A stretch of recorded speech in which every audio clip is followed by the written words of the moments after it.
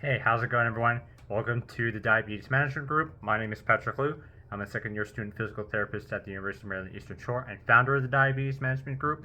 And today's topic is going to be on how to reverse your diabetes without changing your diet. Before we get started, please like this video, subscribe, hit the notification bell for updates on future videos, leave a comment down below of your thoughts about this video, and share this video with anyone that you think would help benefit from this.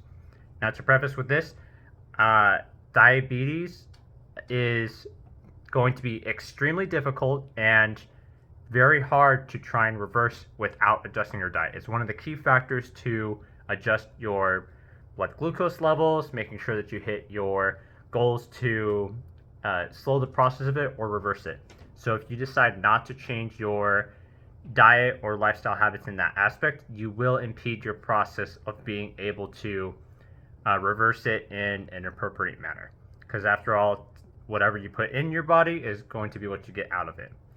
Now, for the rest of this video, if you're someone who is not wanting to change your diet or change your smoking habits or anything of those sorts, even though it would be beneficial to stop smoking and changing your dietary habits, here's some other things that you can try to help manage your symptoms of diabetes or managing your blood glucose levels.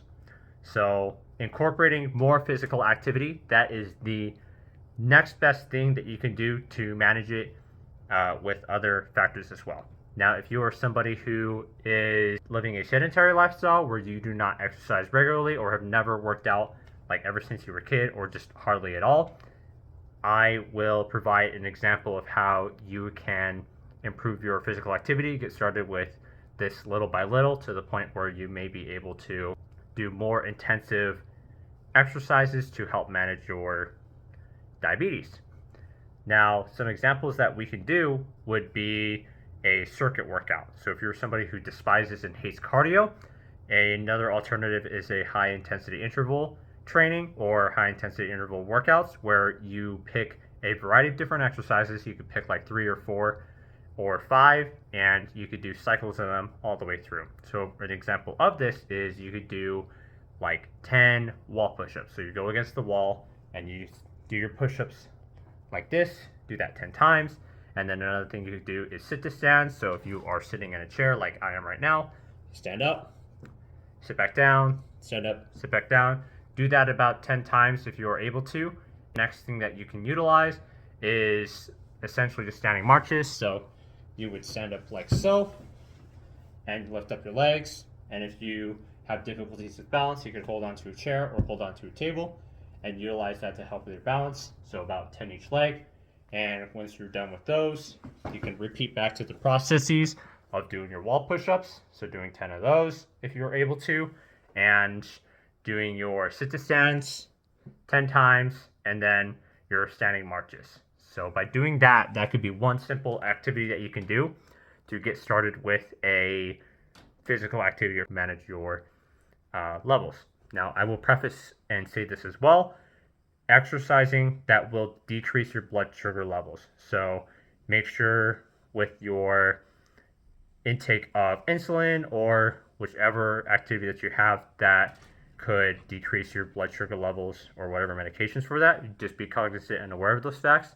And be aware of your levels of fatigue, your levels of soreness, and your hypoglycemic symptoms with that. So if you start to feel dizzy, if you start to feel confused, extremely tired or weary, or you are feeling some tingling and sensations that you know doesn't quite feel right, take a break, rest for a bit. Like you could set a timer for 5 minutes to allow your body to recover and then get back into doing it.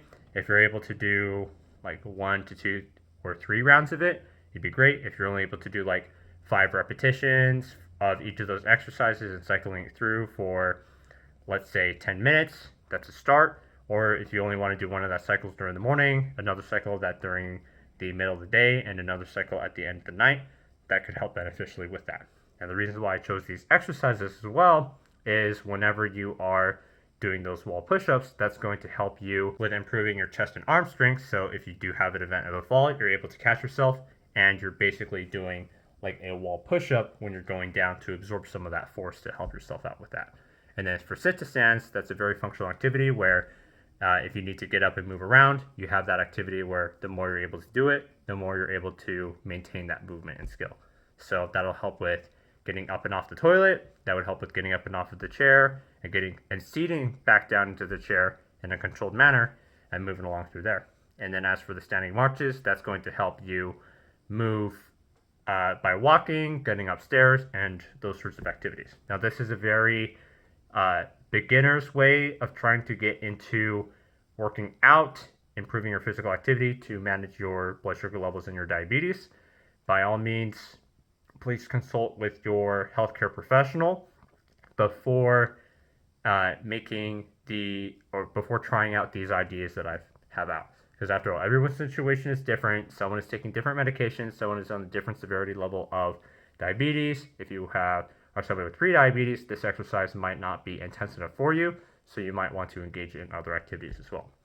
For the American Diabetes Association, they are recommending about 30 minutes of cardiovascular or endurance activities, 30 minutes a day throughout the week.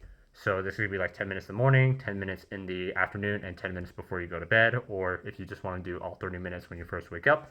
Trying to do this as a daily habit will help you significantly in being able to live your life and also prepare you for safety in the future as well.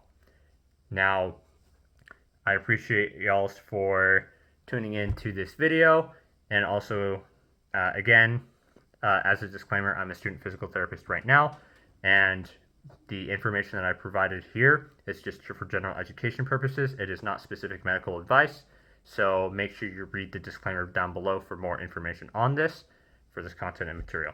Again, thank you all so much for tuning into this video, and if you would like to get started on managing your diabetes, but you're just not sure how, I created a program for a personalized group coaching and personalized individual coaching for individuals with diabetes. So if this is something you're interested in, please check out the link below in our comments section to sign up for that.